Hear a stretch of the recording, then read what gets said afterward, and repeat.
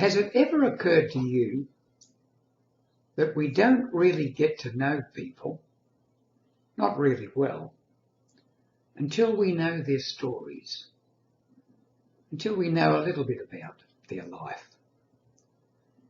Let's take the following scenario. You're at a party. You open up casual conversation with someone. There's the various niceties go on. You say things like, what do you do for a living? What do you feel? And then you start asking questions. How do you feel about that situation going on?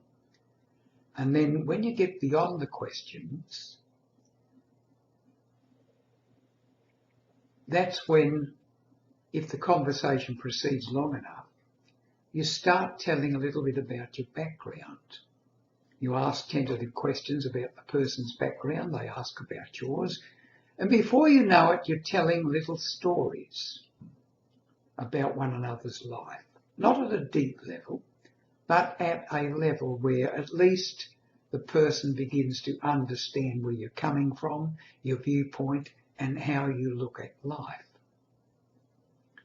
And as time goes on, perhaps at following meetings, the stories about your life, how you feel about things and how they feel about things, become deeper. And the intimacy, the knowing, the understanding comes out of the stories that we're willing to tell each other. Some stories we will not tell. They remain deep secrets. And that's the shame, of course, because once we trot out those very vulnerable parts of ourselves and we find they're not rejected or laughed at, scoffed at, we become stronger and more willing to give of ourselves and to have others give of themselves without us rejecting them. So stories create deeper intimacy and understanding between human beings.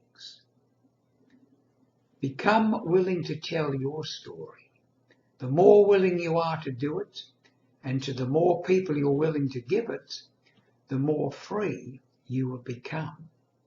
Because there is a saying, we're only as sick as we're secret. And the less secrets we have within us, the more we're willing to reveal what we truly are to others, the freer we become.